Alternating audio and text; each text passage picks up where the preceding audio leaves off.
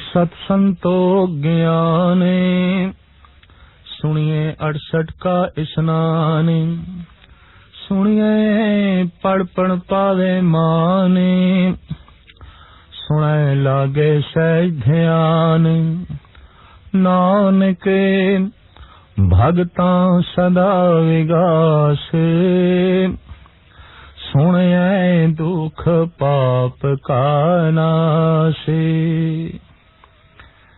गुरु नानक देव जी महाराज सुनन दी महानता दसदे फरमान कर रहे ने कि प्रभु दा नाम जो सुन लैंदा है उसदे पाप नाश हो जांदे ने। दूजे नूं चोट पहुंचाण दी बिरती उसदे अंदरों खत्म हो जांदी है। इस वास्ते पलट के उसनूं भी चोट नहीं खानी पैंदी। पाप नाश हो गए, दुख नाश हो गए। इस वास्ते जो प्रभु दा नाम सुन लैंदा है, अठे पैर उसदे अंदर विकास बनिया रहिंदा है, खेड़ा बनिया रहिंदा है, मस्ती बनी रहिंदी है। सुने सत संतोख ज्ञान। सुनिए दी इस तीसरी पौड़ी विच साहिब श्री गुरु नानक देव जी महाराज दा फरमान कि प्रभु दा नाम सुनन वाला सत ते संतोख दा धारनी हो जांदा है। सत शब्द संतोख दे नाल होवे तां सत दे अर्थ ने दान, देण दी बिरती। ते जदों देण दी बिरती पैदा हो जाए मनुख दे अंदरों, समझ लो ये प्रभु दे नेड़े चला गया है। मासूम बच्चा अजे लैना जानदा है, देना नहीं। उसनू कह दईए भी जिहड़ा खिडौना तेरे कोल है ये दूसरे बच्चे नू दे दे, कहंदा नहीं, तोड़ देगा, दूजे बच्चे नू देवेगा नहीं, क्योंकि अजे देण दी बिरती दा उसदे अंदरों जन्म नहीं होया। अगर जवान होके बुढ़ा होके भी देण दी बिरती दा जन्म नहीं होया, सिर्फ लैण दी बिरती ही पलबल है, तो ऐसा मनुख संसारी है, धार्मिक नहीं, भगत नहीं। परमात्मा दा नाम सुनन वाला दानी हो जाता है। क्यों कि वह संतोखी हो जाता है। दे सकण दी समर्था भी संतोख तो पैदा होंदी है। अपने आप दे जो संतुष्ट है वो देण दी समर्था भी रखदा है, पर जो अपने आप दे ही दुखी है, बेचैन है, असंतुष्ट है, वो खोण दी ही ते बिरती परबल रखदा है, पर देण दी नहीं। इस वास्ते सतगुरु कहंदे ने जो परमात्मा दा नाम सुनदा है ओदे अंदरों संतोख पैदा हो जांदा है, ओदे अंदरों सत दा जन्म होंदा है, दान दा जन्म होंदा है। दान उन्हां वास्ते है जो जीवन दे किसे पख दे चों भी पिछे रह गए ने। सिमरन उसदा करना है जो सब तो अगे है, पर देना उसनू है जो साथों पिछे रह गया। ज्ञान दे, कला दे, धर्म दे, अर्थ दे या समाजिक तौर ते पछड़ गया। जीवन दे जिस पहलू दे जो पछड़ गया उसनू अगे करन दा नाम ही दान है। तो परमात्मा दा नाम सुनन वाला संतुष्ट हो जाता है। संतुष्ट होंदियां ही उसदे अंदरों दानी बिरतियां दा जन्म होंदा है, और परमात्मा दा नाम सुनन वाला ही सही मायनिਆਂ ਵਿੱਚ ज्ञानी होंदा है, क्योंकि ज्ञान उसदे अंदरों पैदा होंदा है। ये ज्ञान अक्सरी ज्ञान नहीं होंदा, ये ज्ञान तोता रटन नहीं होंदा, ये ज्ञान अनुभव प्रकाश होंदा है जो जीवन दे गहरे तल दे चों पैदा होंदा है। परमात्मा दा नाम जद कन्ना दे राही अंदर गया तो वो जिस तोहफे दे नाल बाहर प्रगट होंदा है वो सत है, संतोख है, ज्ञान है।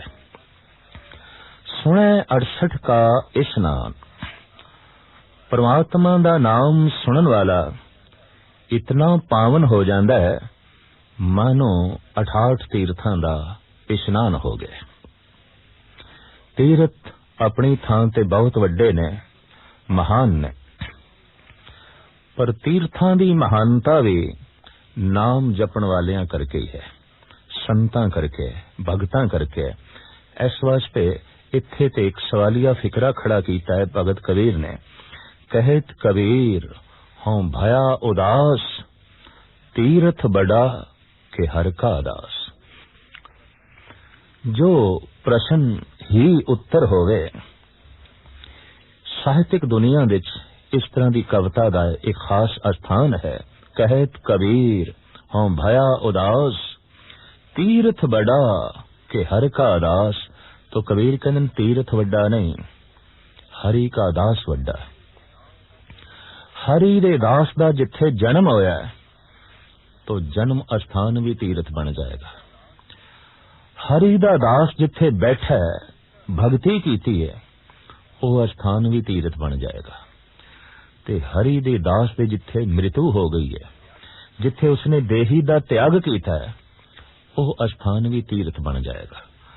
गरस के भगत जिथे जिथे बैठे उहदे कदमां दे चों तीर्थ दा जन्म है। तीर्थ भगतां नूं नहीं पैदा करदे, भगत तीर्थां नूं जन्म देंदे ने। किसी तीर्थ दे कोई समर्था नहीं कि वह ब्रह्म ज्ञानी नूं पैदा करे, पर हर ब्रह्म ज्ञानी दे यह समर्था है कि वह तीर्थां नूं जन्म देंदा है। स्वयं ब्रह्म ज्ञानी भगत चलदा फिरदा एक तीर्थ ही हुंदा है, जिन्हों जंगम तीर्थ करके कहंदे ने। चलदा फिरदा तीर्थ, उहदे कदमां दे चों तीर्थां दा जन्म हुंदा है। इस वास्ते सतगुरुदेव जी महाराज फरमान पे करदे ने, सुनन वाला इतना पावन हो जांदा है, इतना पवित्र हो जांदा है, जैसे कि 68 तीर्थ पावन ने, पवित्र ने। उस कल्ले ने मानो 68 तीर्थां दा इशनान कर लिया, इतनी पवित्रता हासिल कर ली है। सुने पढ़ पढ़ पावे मान। जद कोई परमात्मा दा नाम गहरे तल दे सुनदा है तां उस दे अंदर होर जानन दी भुख पैदा हुंदी है। मैं होर जाना, मैं होर जाना। ते होर जानन लई दुनिया दे धर्म ग्रंथ ने तो पढ़न दी रुचि पैदा हुंदी है। मैं ओ भी पढ़ा, मैं ओ भी पढ़ा। ये भुख तरह तरह दे ग्रंथां दा पाठ करन, पढ़न ते मजबूर कर दी है। और जैसे जैसे वो पढ़दा है, वैसे वैसे उसका अनुभव, उसका ज्ञान उहदे च वाधा हुंदा है। और जैसे उसके ज्ञान दे च वाधा हुंदा है, उहदी पूजा हुंदी है, उहदी प्रतिष्ठा हुंदी है, उहनूं मान मिलदा है। सुणे पढ़ पढ़ पावे मान। कुछ आलम इस ढंग नाल भी अर्थ करदे ने कि पढ़ पढ़ के जो मान प्राप्त हुंदा है मनुख नूं, उही मान परमात्मा दा नाम सुनन नाल मिल जांदा है। उतनी प्रतिष्ठा सिर्फ प्रभु दे नाम दे सुनन दे नाल ही प्राप्त हो जाती है।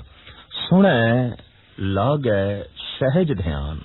सहज तो मुराद है अडोलता, टिकाओ। सुनदियां एक दिन खिंडिया होया मन सहज विच आ जांदा है, टिक जांदा है।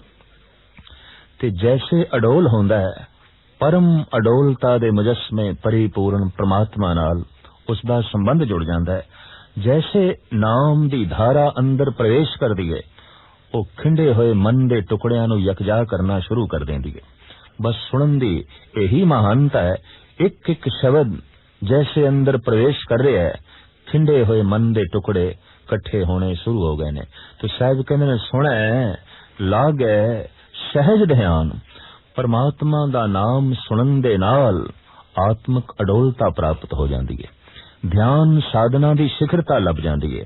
आखिर समूह ध्यान साधना दा मतलब तो इतना ही है कि मन टिके, मन अडोल होवे।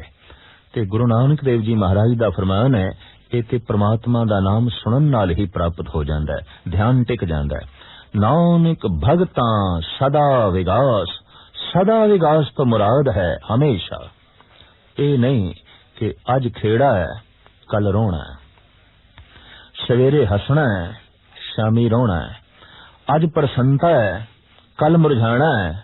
सदीवी प्रसन्नता सदीवी खेड़ा भगतां कोल हुंदा है। भगत ऐसी बसंत बहार ने जिहदे उत्ते कदी खिज़ा नहीं आउंदी, जिस दे उत्ते कदी पतझड़ दी रुत नहीं आउंदी।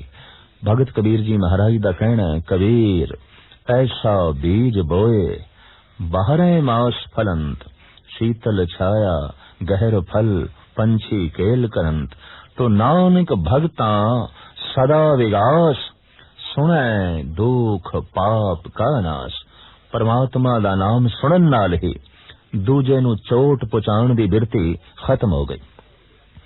पाप दी मूल व्याख्या ए कि मेरे बोल नाल जे किसी दा दिल दुखे है पाप हो गया। मेरे विचारां दे नाल किसी दी हानि होई है तो पाप हो गया। मेरे किसी कर्म दे नाल किसी दा नुकसान हो गया तो ये पाप हो गया। ते दूजे दा अहित करके अपना हित लभना, दूजे दा नुकसान करके अपना नफा लभना, दूजे दी बेइज्जती करके अपनी इज्जत लभनी, इसे नूं पाप कहंदे ने। ये पापमई बिरती परमात्मा दा नाम सुनन दे नाल ही खत्म हो जांदी है। फिर मनुख चोट खा ते सकदा है, चोट दे नहीं सकदा। बेइज्जती अपनी प्रवान ते कर लेगा पर दूजे दी बेइज्जती नहीं करेगा। अपना नुकसान सहार ते लवेगा पर दूसरे दा नुकसान कतई नहीं करेगा। इस ढंग दी उसदी बिरती बन जाती है। जब दूसरे दा उसने नुकसान करना ही नहीं तो ऐसी अवस्था बन जाती, फिर उसका भी नुकसान नहीं होता। जो किसी दी बेइज्जती नहीं करना चाहता उहदी खुद भी इज्जत महफूज रहिंदी है, कायम रहिंदी है। इस वास्ते मेरे पातशाह फरमान करते ने, नानक भगतां सदा विगास, सुनै दुख पाप का नास। सुनदियां ही पापां दा नाश हो जांदा है, दुखां दा नाश हो जांदा है। सदैवी विगास, सदैवी खेड़े दा अंतर आत्मे विचों जन्म हुंदा है। सुनिए सरा गुणा के गा, सुनिए शेख पीर पातशाह, सुनिए अंधे पावे राम, सुने हाथ होवे असगाव। नानक भगतां सदा विगासे, सुनिए दुख पाप का नाशे। शरीर दे तल ते महानता इस गल दी है कि मूंह दे राही भोजन शरीर दे प्रवेश लाजमी करे।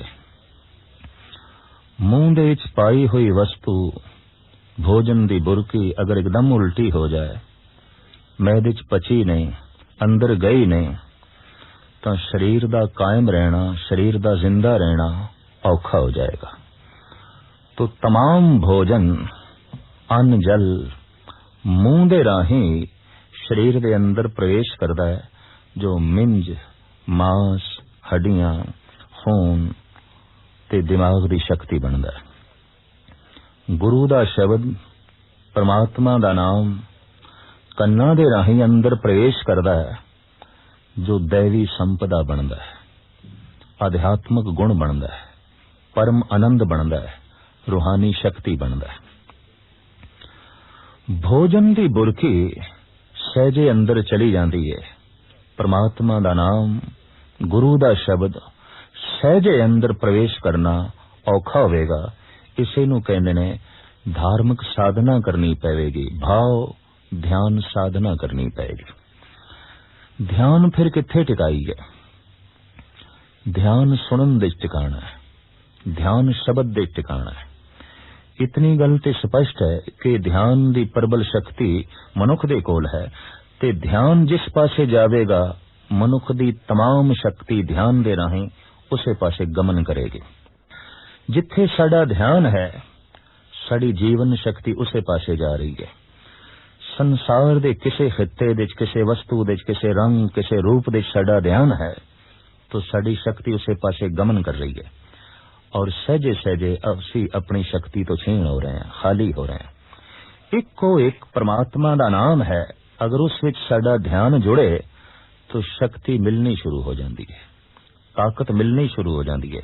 इस दे मनुख दी सत्या खत्म नहीं होती, बल्कि ध्यान दे आसरे ते सत्या मिलनी शुरू हो जाती है।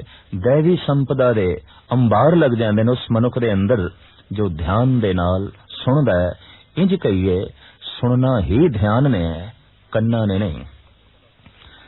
एक मनुख अगर ध्यान अपनी अखां दे नाल ना रख सके तो शायद घर भी नहीं पहुंच सकेगा।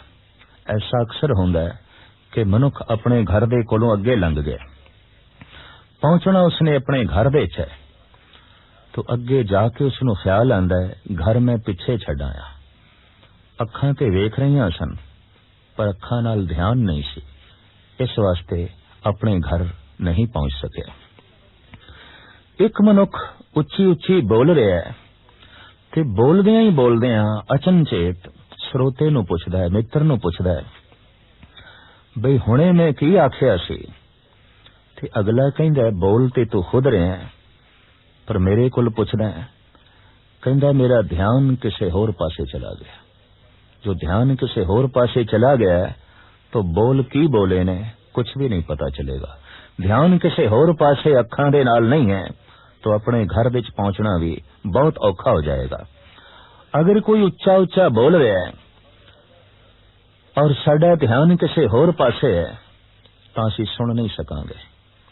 ओम ओम दा रटन, राम राम दी धुन, वाहिगुरु वाहिगुरु दा संगीत अलापण वाले ते बहुत ने, पर सुनन वाले कोई विरले ही ने, बहुत थोड़े ने।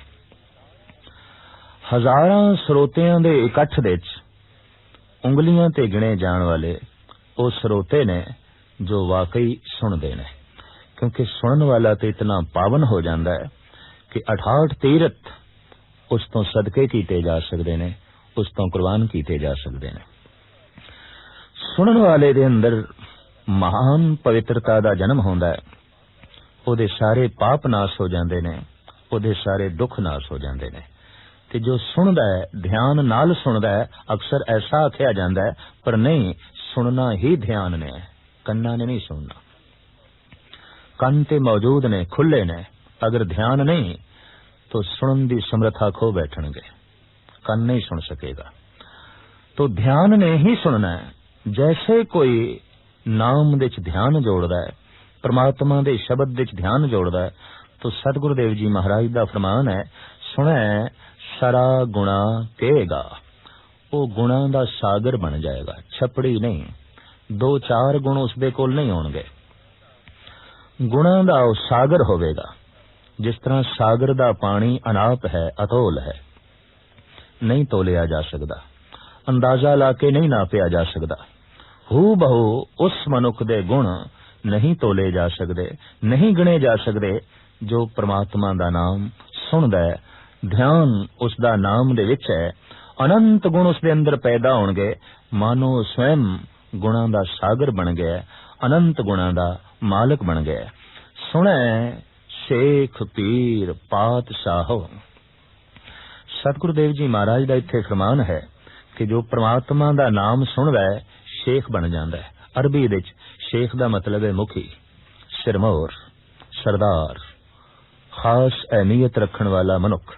तो सतगुरुदेव जी कहंदे ने जो नाम सुनदा है वो ते शेख बन जांदा है, महान बन जांदा है, उच्च पदवी दा मालिक बन जांदा है, वो फकीर बन जांदा है, पीरां दा पीर बन जांदा है और बादशाहां दा बादशाह बन जांदा है। प्राचीन समय विच राजा शब्द सिर्फ संतां वास्ते सी ते राजे दा मतलब है जो रजिया होया है, तृप्त है। अंदर कोई भुख रह नहीं गई, क्योंकि भुख ही ते दुख नूं जन्म देंदी है।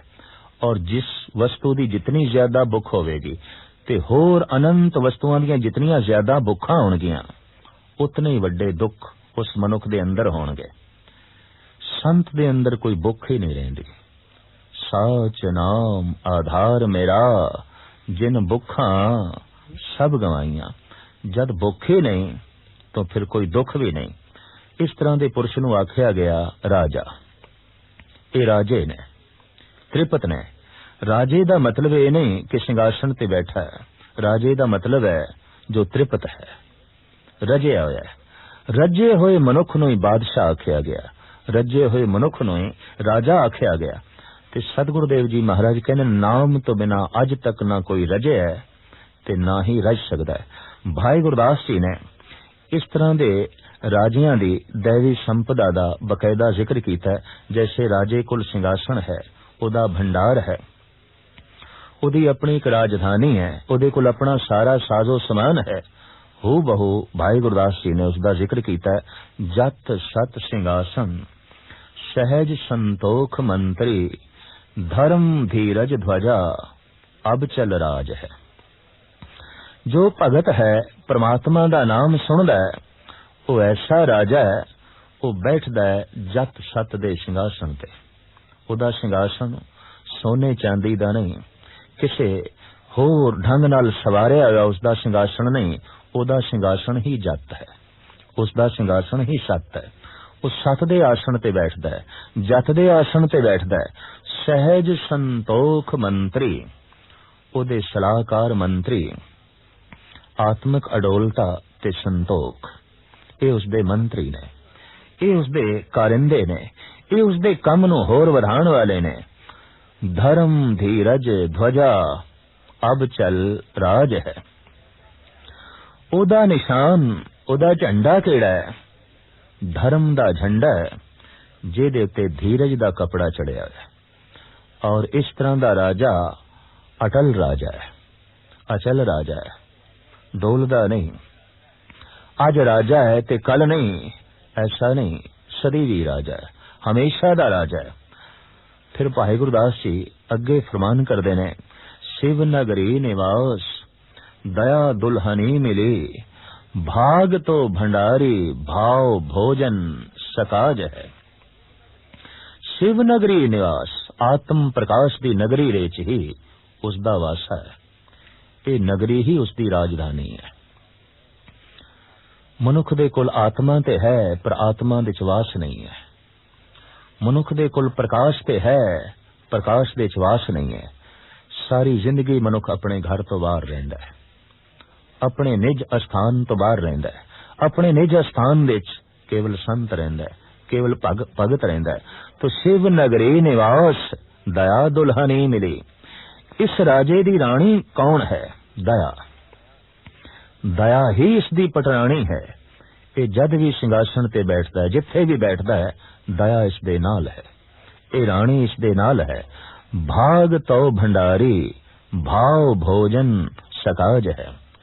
एदा भंडारा, एदा तोशाखाना भाग है, प्रालब्ध है। अपने भाग ते ही प्रसन्न है, अपनी प्रालब्ध ते ही खुश है।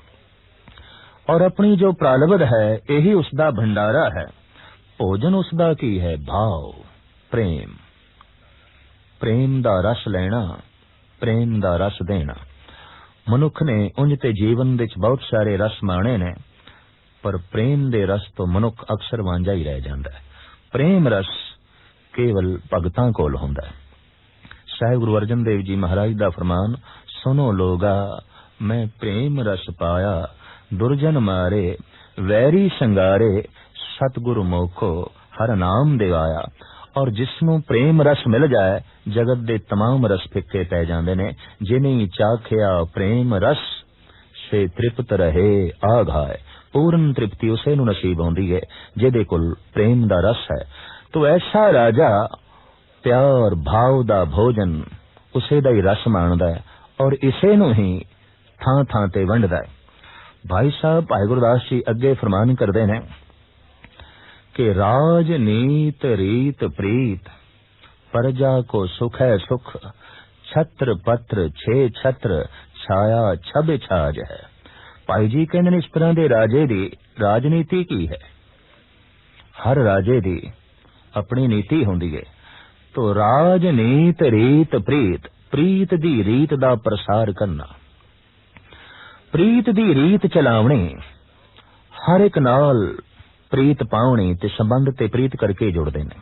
हर एक नाल संबंध जोड़ने, बस ओही इसदी राजनीति है।